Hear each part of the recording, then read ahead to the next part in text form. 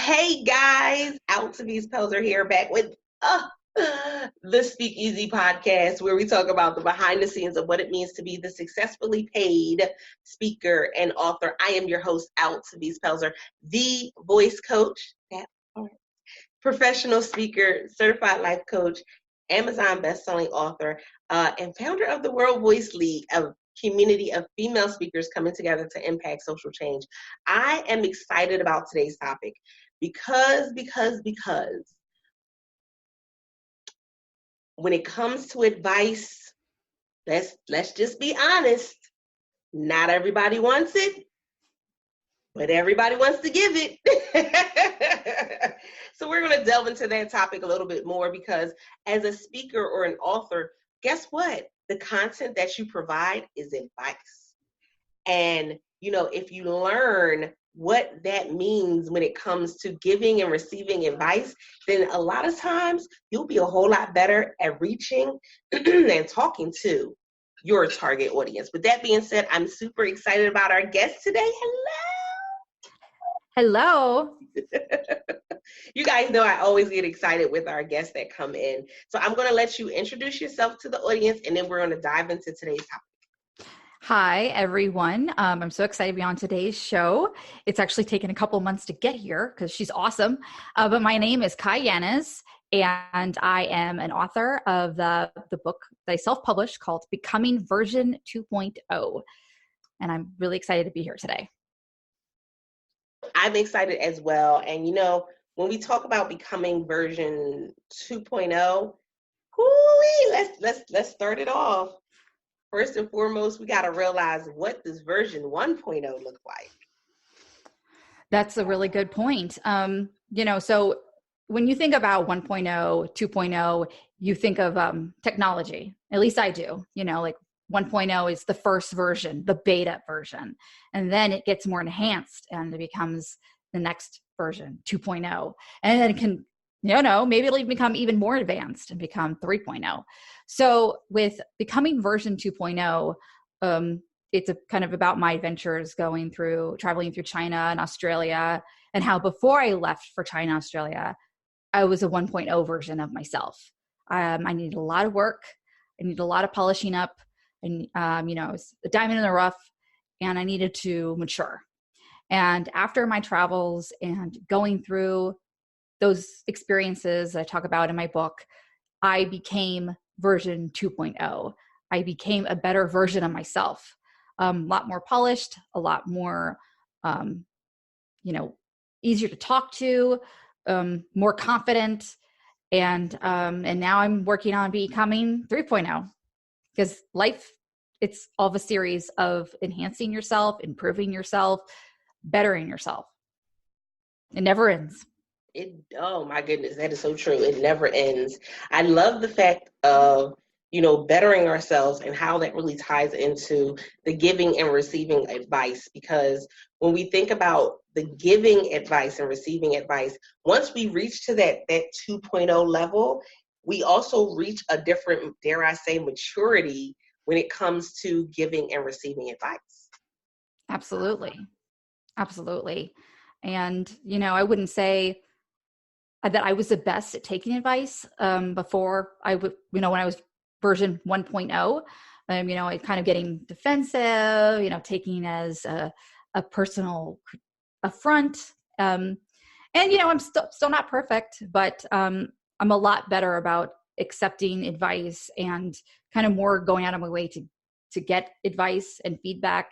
And with my experiences and, my own objectivity, I'm a lot better at giving advice, where I think actually people now listen to it because I have had those experiences instead of just sitting on the sideline and saying, well, just based on what I read in a book, this would probably make sense to do. You know what? That speaks directly to what we have going on right now, because there are so many people that they think just because I took a class, I got a certification, I'm the expert. So you need to listen to me. Oh no, you need to listen to me because I'm the expert. And even with those who have a degree, you even have to look and sometimes say, Well, it's not necessarily that you're the expert. It could just be that you're possibly good at taking tests. Like you have to have that real conversation. I call that street smarts, when someone is not necessarily the best academic, but they maybe have really good life skills and have kind of maybe made good decisions that have led to good outcomes, and can kind of get around life. Those are definitely street smarts. And I think in a lot of ways, that's more valuable than any degree you're going to receive or certification. So true, so true. And so it's interesting though, because we hit a rough patch. And the rough patch comes in when we talked about it a little bit before we started, that we see something from a different perspective and we want to try to explain it to somebody. And it goes right into building relationships and connecting with people, because that's what business is building relationships. So how do you tell people to handle seeing something and wanting to say something to someone and they're on the outside of a situation? I guess can you give more detail about what you mean? So if it was a business relationship and from the outside, you're looking and you say, well, I don't think that's going to be a great fit for you. I don't think that, because people get offensive when you tell them you don't think it's going to be a good fit. Strange how that is. Right? Strange how that happens. People get offensive when you tell them, I don't think it's going to be a good fit. But when you're on the outside, you may see something in somebody that person doesn't necessarily see because the blinders are on. How do you start that conversation? Well, I do make a really good point about that, because, how often do managers, see their employee and they say, okay, I want to promote you and move you into this role because I see that you'd be great at it. Meanwhile, you sit back thinking, me? Really? You see that in me? I didn't see that in me. Because, and then the opposite's true, where sometimes you feel a little bit more self-confident and you think, I'd be a great fit for this. And the manager thinks, actually, you're not a great fit for this. And, managers were able to get away with saying things like that because they're the manager. But I think for me, in all my relationships, personal, business, working, I try to be supportive of people and encourage them. I am as much as I'm a consummate advice giver, I'm also a consummate cheerleader. Like, I believe that people are capable of anything that they want to do, they set their mind to. And I'm a believer that you really need to do something, try something out first to decide if you like it or not. You shouldn't, I'm the type of person, I do what I want to do, whether or not it's a good fit. I'm going to try. I have to try. And that kind of explains a lot of my life, is the decisions I made. But I would just, go into it saying, maybe you didn't see this, but I think that if, maybe you should give it a try, have that conversation, try out that experience. If the worst that's going to happen is that, you didn't do it, or they're going to say no, or you tried it out, you didn't like it. Okay. Big deal. And so, yeah, I just try to be supportive and to encourage people. I think that's really key too. When someone feels as though that you're not attacking them, that you're having an open conversation with them, or you're just, we always talk about, people wanting to give their 2 cents. And we have to understand that some people need that 2 cents in order to make $1. They do. But just because somebody needs something doesn't mean they want it. And so, understanding their feelings and being, empathetic to what it is that they're trying to do. Because a lot of times, and, the majority of those of you who are listeners to the Speakeasy podcast are in that first 5-year range of starting your business, of being a speaker, of being an author.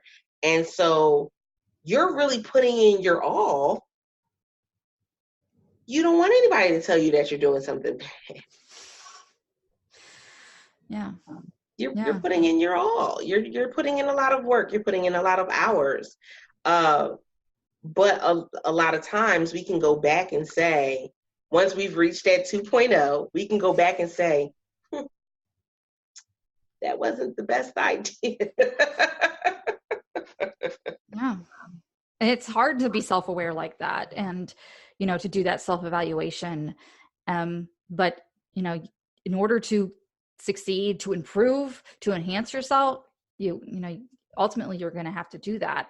And there's no better person to give you that evaluation than yourself, who, should know yourself better than anybody is going to know you.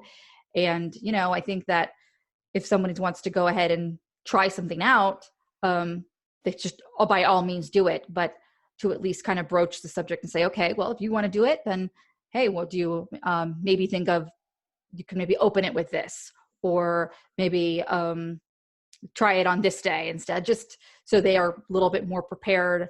And it doesn't seem like you're kind of supporting them blindly. Now that part, yeah. You don't want to be the yes person. Mm-hmm.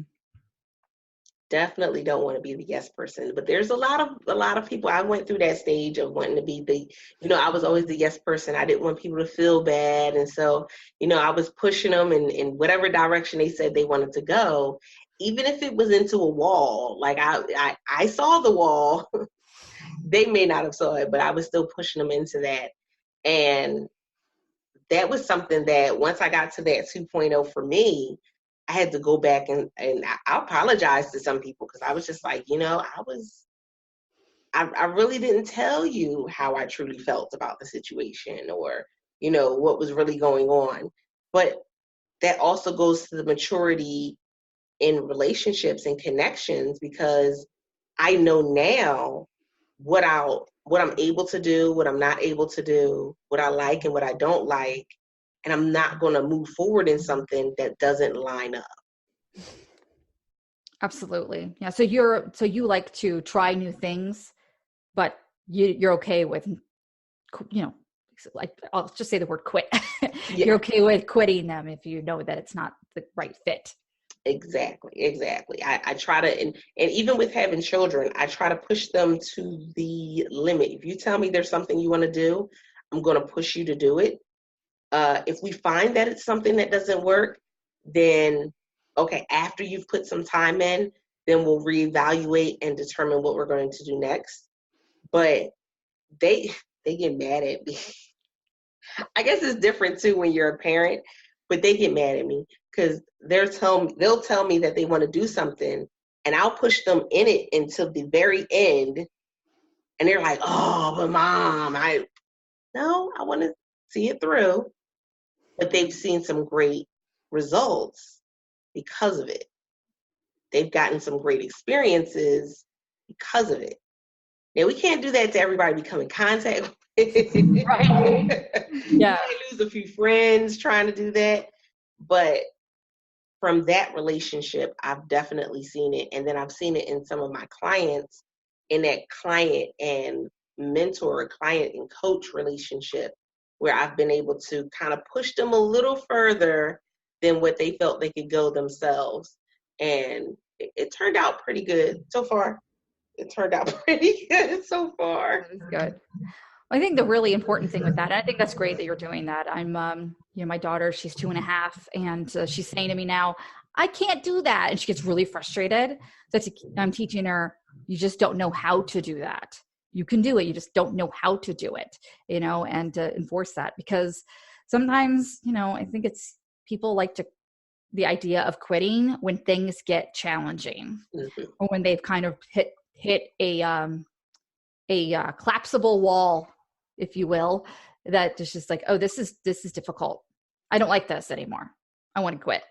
And those are the moments you really have to push through those obstacles before you just hang up the towel. Like if you're doing something you really just don't like it, and it's just, you just don't like it, that's one thing. If you it's now gotten a little more challenging, that's actually really the time to push through, because you can come into something, like you said, really wonderful and learn something and become stronger and more enhanced version of yourself. So Yes, indeed. Now, I tell people this is the reason why I love this conversation is because as speakers and authors, when we're on stage, when we're writing a book, we are ultimately giving advice. And one of the things I've often said to people is you're not talking at people. Even when you're writing your book, you're not talking at people. You're bringing them into your world or bringing them into your conversation, or you're, talking with them and sharing some things with them. And people are like, in the beginning going, well, what do you mean? No, you are talking at them. No. It's not that you want to tell them that they're the worst person in the world, but you want to show them different options. You want to show them different things that can happen. You want to give them hope. mm-hmm. You want to give them hope. And I think that that's really a strong selling point, is that are you going to be the person that's tearing people down or the one that's giving hope? Right. How would you, as a speaker, like how do you not, what is considered speaking at somebody? I guess, because maybe I'm guilty of that. I don't know. Well, I was. And I can say that when I wrote my first book, I was speaking at people. You should do this, and you need to do this, and you need to do that. And I wasn't using storytelling. I wasn't using relatable content, something that like really drew them in. And so I really wasn't finding a connection with the audience at all. I look back and listen, and if I go and listen back to it, I probably would put myself on timeout. I would send myself to the timeout corner for doing that. But talking at someone, just spitting numbers at them or spitting ideas and information at them, and you're not really trying to see their side. You're not really trying to bring them into the conversation. And so, yeah, the biggest pieces of it for me was the storytelling. I wasn't storytelling in the beginning. I was, just wanting to throw numbers, and I did. I knew the numbers. And some people, they want to know the numbers. But is that going to influence them to make a change? Right. You're really kind of hitting on the whole kind of also the element of vulnerability. Mm-hmm. Yeah. And I think that, for a long time in my 1.0 version, I was not vulnerable. Yeah, like that's probably what I was doing. I was always just speaking at people all the time, and not allowing myself to be open and vulnerable. And with this book I wrote, definitely there's a lot of vulnerability there. And now in my own life, at work, I'm a lot more open and have made just strong connections with my colleagues, because I am open and I don't really care about that judgment anymore. And I am who I am and going to be who I'm going to be. And I think that it's definitely changed the relationships I have with people, because I'm allowing myself to be open. And I don't know if some of that's also because I've since become a mother in a couple of years ago. My daughter, I'm very vulnerable with her because she's, my heart, my soul, and it's just changed my perception and lease on life. So I think that's really good points that you were making there. Definitely. I love that. I think that a lot of times people are scared of being vulnerable. Because if I'm vulnerable, then I feel like it's easier for you to hurt me. Right. Or judge me. Yes. And I ask that question to people, that I'm close to, that are not, open or kind of shy. And I think, why are you, like, what's wrong with, why are you shy? And they're like, oh, I don't like people to get to know me. I'm like, why? Afraid of being judged? I'm like, well, yeah. I'm like, so? So people are going to judge you. Who cares? Exactly. We all judge each other. It's. It happens. And it wasn't until getting to that point that, just being able to stand in front of someone and say, look, I've been through homelessness. I've been through this. I've been through divorce. I've been through and being able to just open your mouth and speak it out your mouth is a hard part of it first. But once you get, a little more comfortable in talking about it, man, you connect with your audience in such a way they connect directly with your story. Yes, absolutely. And I think that maybe what you were talking about being hurt is maybe people are afraid that they're going to be hurt in a way of, identity theft or a con. And yeah, I mean, that's out there, but I think that there is a way of being vulnerable and being open, but also still having your privacy. Mm-hmm. There's definitely a balance to that. And especially with you being a speaker and kind of traveling around, I'm sure that's something that you've had to consider. Yes, it's so interesting because I'm an introvert and people look at me and they're like, yeah, right, you're not an introvert. They hear me on the podcast, they see me live or see me doing live streaming and they're like, nah, there's no way. And I go, no, I really am. It's just I've learned how to, maneuver in such a way that I can connect with people and share. But I still go in the corner and listen to a book on Audible or go and pull out a book or go and watch a TV show. And I think I was just laughing with my family earlier because I said, I'll put my phone down and not know where it is, and it'll be on Do Not Disturb. Well, I think the key thing with the introvert versus extrovert is how you are recharged. Mm-hmm. So an introvert is recharged through being alone, doing more quiet activities. I consider myself an introvert as well. I love to read. It's one of my favorite things to do. And I like that time to myself. I need that time to recharge. But extroverts, they get their energy, they're recharging from being around a lot of people, being around crowds and going to parties. And I think that's like kind of the big difference. Yeah, definitely. And they both have their own power. Exactly. And most people would think, oh, well, extroverts, they don't go through that same feeling. They don't go through because they're an extrovert. They're used to being out in front of people, but that's not the case. It doesn't differ between the introvert and the extrovert when it comes to that vulnerability and that transparency. It doesn't differ. And so a lot of times it's just us as people, we are going through that same thing. And, it's hard.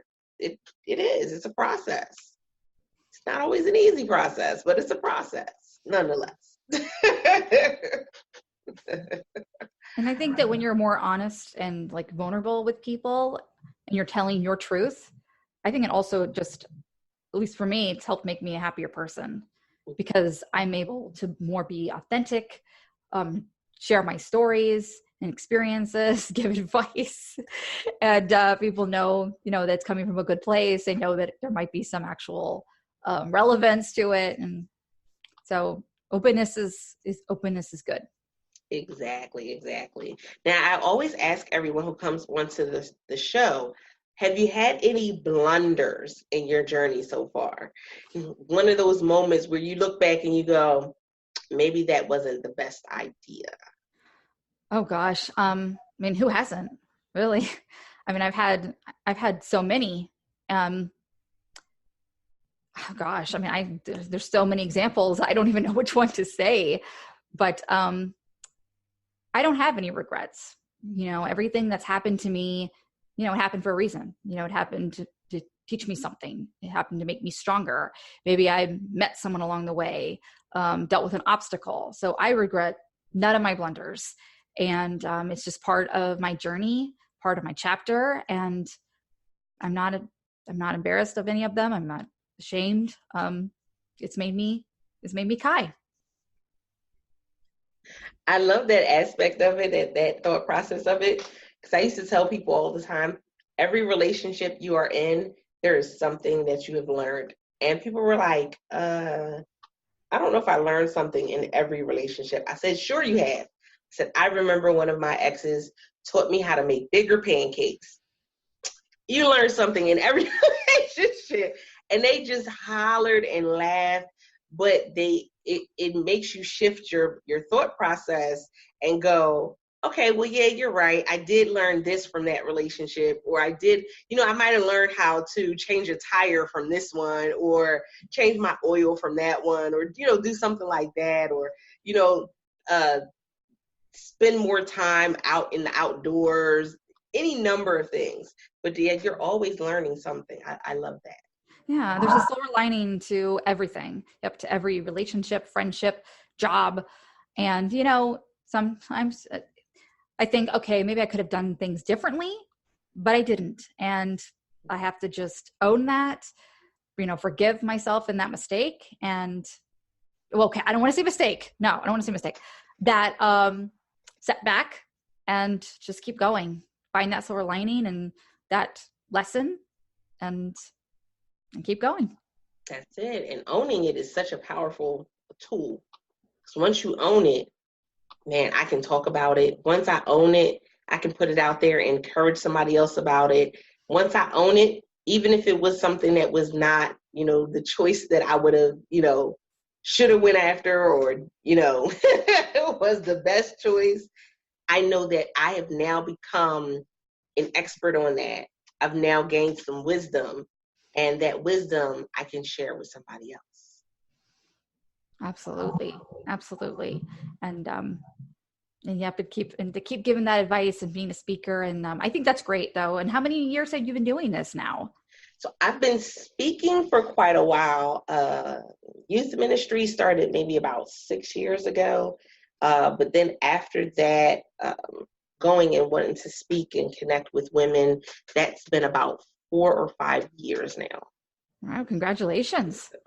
It's not easy, I think to myself, I'm like, I'd be a great speaker, but you also, it's like you said, you have to have a network, you have to have, stories, you have to have that presence. And sounds like you're doing an awesome job. I mean, I try, but no. I tell people, anybody can be a speaker. And I say that only because it's not necessarily all about standing on a stage and speaking. But when we're teaching a life lesson, even to our children, you're a speaker. When we're teaching a life lesson to a good girlfriend, you're a speaker. It can be one person or 1,000. If you're giving wisdom that impacts somebody's life, that's what you are. Mm-hmm. And I know we all get scared about getting on stage. Trust me, I was. But even when you get on that stage, the fear is before you get onto the stage. Once you're on there, man, and you get to lock eyes with people, especially now because we have so much going on with social media, and you get to meet people in person and lock eyes and hug people and talk to them in person. It just sets a different atmosphere. I love it. Yeah, that sounds like very adrenaline, a lot of adrenaline and excitement, and and we all have a message. Mm-hmm. Most definitely. A lot of us have multiple messages, So I think it's about also finding what your message is and how to target that audience. Awesome. So in writing your book, what inspired you to write it? Well, so I left for China and Australia. It'll be 9 years in just a couple of months. And I went to China to go teach, and then I went to Australia and after that to go travel. Well, it was after I was back for 5 years that my husband was saying, he's like, you should write a book about, your travels. And I'm like, yeah, maybe. So I kind of started writing it, working on it. And then finally 7 years, 8 years after I came back, I actually ended up doing self-publishing. I finished it. I formatted it on Amazon and then published it. And by that point, my daughter had already been born. And I think really, I think it was most important for me to tell that story for her. Mm-hmm. Because if I didn't do that trip, me and my husband would have never gotten together. I wouldn't be living in Tampa. And, of course, she would not be here. So everything that happened after China has led me to my life now. And that's why I wanted to tell the story, because we all have those experiences in our life that have transformed us, that have made us better people. And I wanted to just, tell that story and hope, figured that there's a lot of people that could relate to that and it would inspire them to go on their own adventure. I love that. One of my girls wants to, after she graduates, wants to go to Korea and teach English. So she's doing a teaching program her junior year is this upcoming school year, and she's doing a teaching program in school. So when she gets out and graduates, she'll be able to have almost a dual, her high school diploma and her first couple of years in teaching, and she'll be able to go and actually work in schools once she graduates high school. So I love that, because immediately that has been the thing she has held on to, is that she wants to go and teach at least a year in Korea. And it's that experience. It's getting out there. It's understanding that the world is much bigger than our front yard. Well, I think that's great that she actually is, going to school to do that. I was working in corporate America for 3 years, and I didn't like it, and I wanted to change. And so I kind of on a whim, did the call over Skype, the interview, and a month later I made the decision to leave. And then a few months later I was officially leaving. So it sounds like she's actually doing it in a more strategic way instead of just like, I don't like planned out. I said, okay. I mean, I don't like my life right now. I'm leaving. Yeah. And I mean, I look and I'm like, okay, well, that's, it's not the typical route that you would hear somebody in high school saying that they want to go. So I'm like, that's that, again, going back to that giving advice. I'm like, if that's what you said you wanted to do, I'm pushing you for it. All steam ahead, full steam ahead. And she's going to come back and she's going to be so much more mature and worldly, and she's going to learn some lessons and have some experiences. And I would definitely encourage anybody to kind of take that time to, travel, whether that's teaching or just getting on a plane and going different places, because we have a huge world and a lot of people on it, and a lot of strange animals too. So, so that's great. Good for her.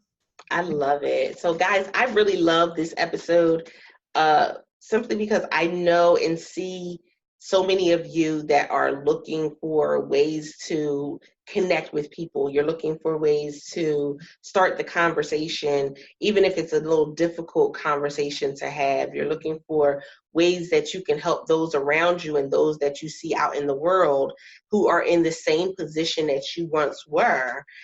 This is a great conversation for that. And so let them know where they can find your book and how they can connect with you online. Okay, wonderful. Yep. So my book is called Becoming Version 2.0. You can find it on Amazon.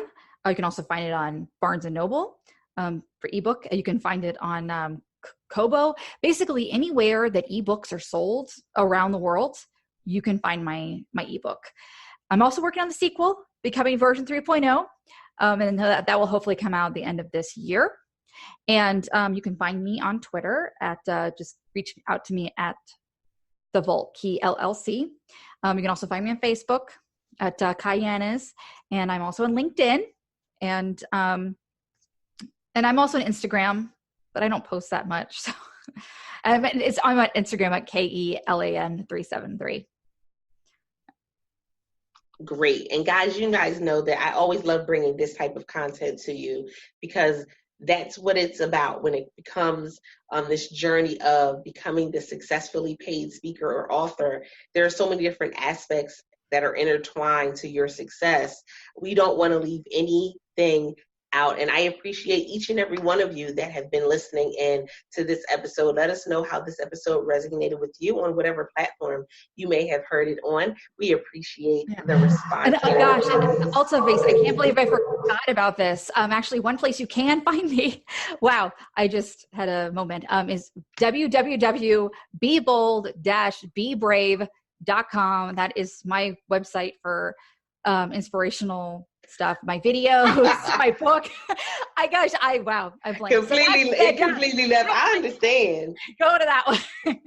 That's the first place you should go to find me. Give it to them one more time so they know. www.bebold-bebrave.com. That's my tagline. Be bold, be brave. And I do videos about inspiring topics, like how to not saying I can't do something, or, being positive. Kind of thing. Love it. Love it. Love it. Love it. So guys, if you are a speaker and author, I would love to have you on as a guest. bit.ly/Speakeasy podcast, all lowercase, can take you right to our calendar so you can choose a date that works best for you. So with that being said, I appreciate you guys. And until next time, don't forget to press it out. See ya. Bye.